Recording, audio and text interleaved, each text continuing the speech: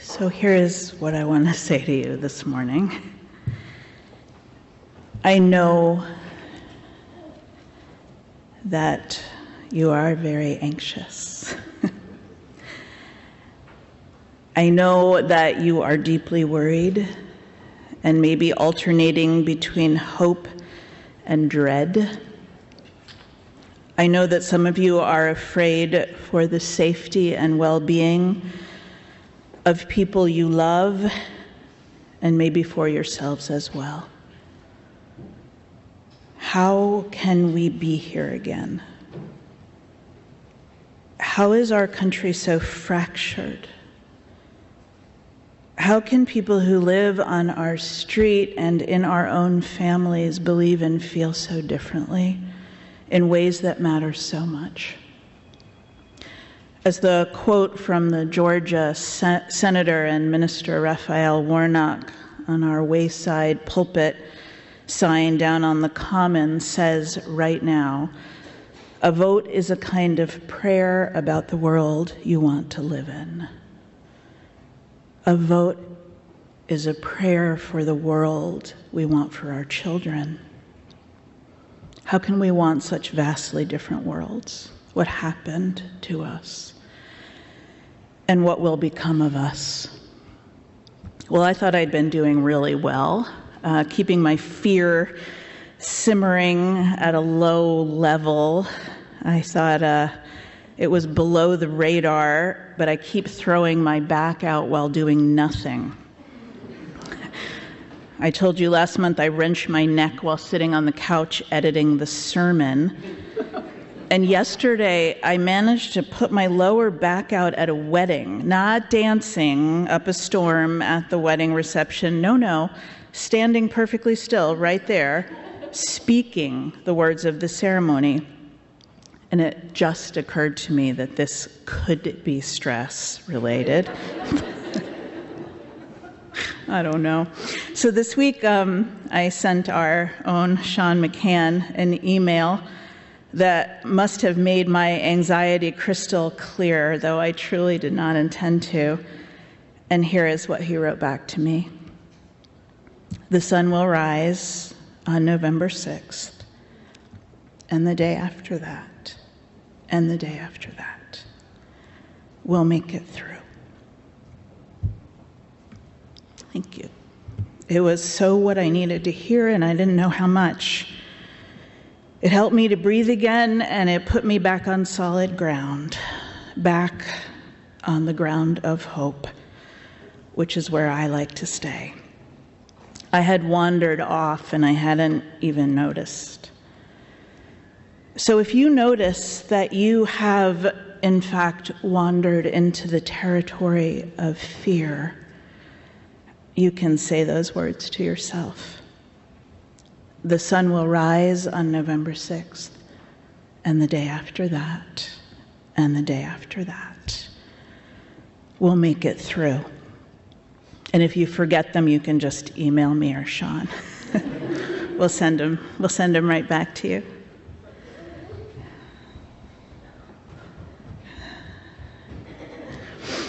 On Friday morning, my brother sent me a little video clip of my now 17-month-old nephew, Miles, trick-or-treating for the first time. He's wearing the tiniest purple and gold dragon costume you've ever seen. So in the video, Miles is walking down the sidewalk with the dragon tail kind of swaying behind him, and he's holding his little trick-or-treat bag. And walking is still very new to him. And the tail is clearly complicating the balance issue. And he's fascinated by all the other kids around him, so he's looking around, and doing all of this at the same time is a lot. So the end of the clip shows him just tossing away the candy bag and sitting down in the middle of the sidewalk.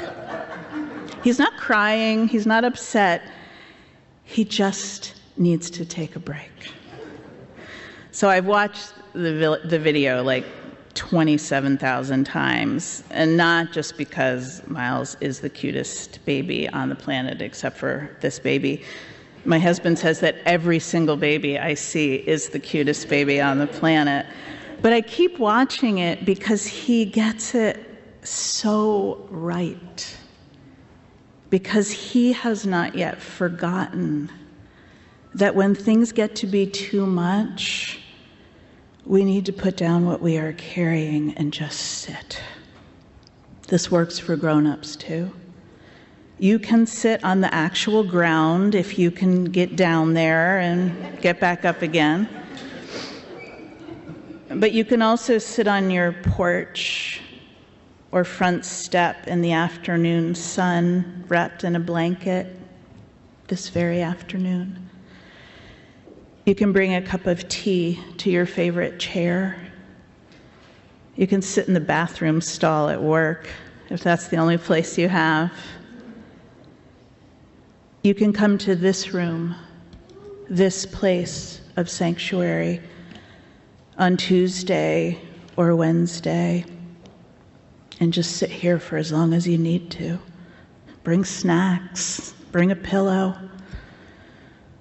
When we are overwhelmed and afraid, we can rest and remind ourselves the sun is going to rise in the morning, and we are going to make it through. Another thing that has been helping me is the poem by Lynn Unger that I read to you earlier about the work that is ours to do. She tells us to answer the questions that are yours to ask. Who is my neighbor? Make the things that are yours to make, split peas or lentils for the soup. When the old rabbi talked about tikkun olam, our duty to repair the world, he made it clear. The only way creation is restored is through inviting the tiniest shards to find their way back home, to a wholeness we keep trying to imagine. In the poem, Lynn Unger is referring to a version of the creation story told by the 16th century Jewish mystic, Rabbi Isaac Luria. After the expulsion of the Jews from Spain in 1492, Palestine became the center of this small community of a new form of Jewish mysticism that Rabbi Luria led. And one of the really important aspects of Jewish mysticism to this day is this question of what in Hebrew is called tikkun olam, the repair of the world. I've told you this story over the years. It's sometimes called the shattering of the vessels, and here's a short version of it. At the beginning of time, God's presence filled the entire universe. Everything was God. And when God decided to bring this world into being, to make room for creation, God took a deep breath in. And from that contraction, that space that's created when we breathe in, darkness was created. And then God breathed out. And from that breath of God, light came into being. God breathed out light in the form of 10 vessels. God sent those 10 vessels forth like a fleet of ships, each carrying its precious cargo of light in order to light up all of creation. But the vessels were too fragile to contain the light because even God makes mistakes. And the vessels broke open, and all of those sparks were scattered like sand or seeds or stars or tiny shards of glass, and they fell everywhere. And this is why God created human beings, to gather up those shards of light, no matter where they are hidden or how hard they are to find, and to bring them back together. And when enough holy sparks have been gathered, the vessels will be restored, and tikkun olam, the repair of the world, will be complete. The writer Naomi Newman tells a different version of the same story in which she describes the contraction of God in such a beautiful way. She says, like a father stepping back so his baby will walk to him, making room for independence and freedom. And she says, God ladles the light into the vessels like soup into bowls to nourish and feed all of creation. She writes, though this is hard to believe, the perfect world is all around us, but it's broken into pieces like a puzzle thrown on the floor. The picture is lost. Until someone puts the pieces back together, we are the someone. We are the ones who can find the pieces and remember how they fit together and rejoin them. And we call this the repair of the world. What I believe is that our work doesn't really change, no matter what happens this week. Because our work is to keep gathering up the fragments of light. Our work is to keep imagining that wholeness and acting as if it is already here, because that is how we are going to create it. In every tiny act of compassion, in every small gesture of kindness. And I don't know what it'll look like, but I do know that we will keep finding ways to take care of those who are most vulnerable, which is sometimes ourselves.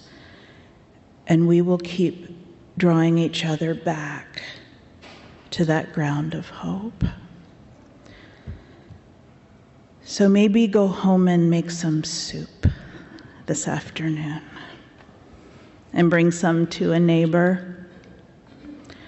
Or bake an apple pie while apples are still in season in our part of the world, or better yet, bake two and bring one to someone who needs a little sweetness right now. If you send me pictures, I will share them. The sun will rise tomorrow, and the day after that, and the day after that, and we will make it through.